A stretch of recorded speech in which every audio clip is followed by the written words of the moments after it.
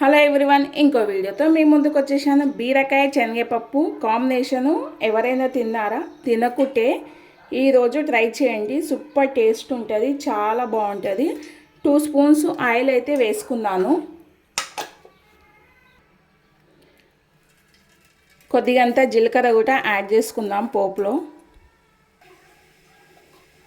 బీరకాయ అనేది జీర్ణక్రియ మెరుగుపరుస్తుంది.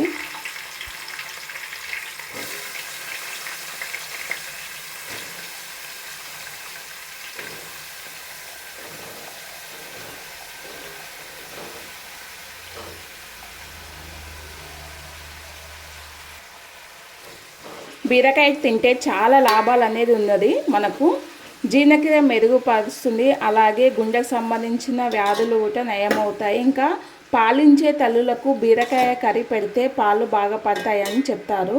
మాకు డెలివరీ అయితే మా మమ్మీ అయితే డే బై డే అనేసి పెట్టిందనమాట. అలాగే మలబద్ధకం ప్రాబ్లమ్స్ ఉన్న వాళ్ళు కూడా బీరకాయ తింటే మనకు మలబద్ధకం ప్రాబ్లమ్స్ అనేది పోతుంది. అంటే రెగ్యులర్గా అయితే ఎవరు తినలేదు కదా బీరకాయ, అప్పుడప్పుడు వీక్లీ వన్స్ అయితే ఖచ్చితంగా తినాలి. 10 నుంచి 15 నిమిషాలు శనగపప్పు కూడా నానబెట్టుకొని ఇంకా ఈ పోపులో కూడా వేసుకుంటున్నాను. శనగపప్పు బీరకాయ కాంబినేషన్ బాగుంటుంది. అలాగే పెసరపప్పు బీరకాయ బాగుంటుంది. ఎర్రపప్పు ఉంటుంది కదా, ఎర్రపప్పు బీరకాయ కూడా చాలా బాగుంటుంది. ఈ 3 పప్పులతో కాంబినేషన్ ట్రై చేయండి.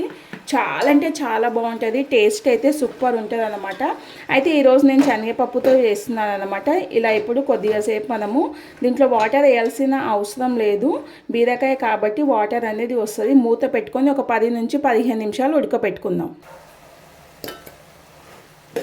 ఆల్మోస్ట్ సగం అయితే ఉడికింది. ఇంకా దీంట్లో 2 నుంచి 3 టమాటాలు, చిన్న టమాటాలు కట్ చేసి వేసుకున్నాను. ఇంకా నేనైతే వాటర్ అనేది ఏమి యాడ్ చేయను, ఆల్రెడీ దీంట్లోనే వాటర్ వస్తుంది కాబట్టి ఇంకా వాటర్తోనే ఇలా ఉడకనిస్తాను. మీడియం ఫ్లేమ్ మీద మంచిగా ఉడికితే టేస్ట్ అనేది చాలా బాగుంటుంది. వాటర్ వేసుకుంటే నాకు అంత పెద్దగా నచ్చదు.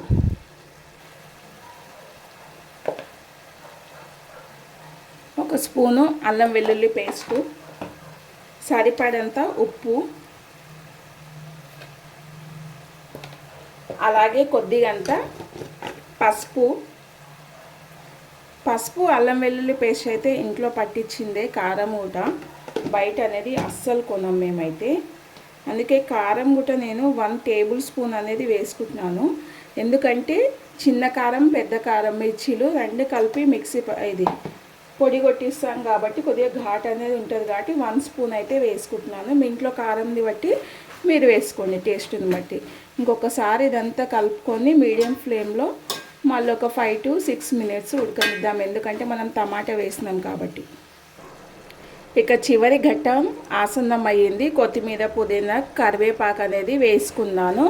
వేసేసుకొని ఇంకొకసారి కలిపేసుకుంటే మనకు ఎంతో ఇష్టమైన ఆరోగ్యకరమైన శనగపప్పు బీరకాయ కర్రీ.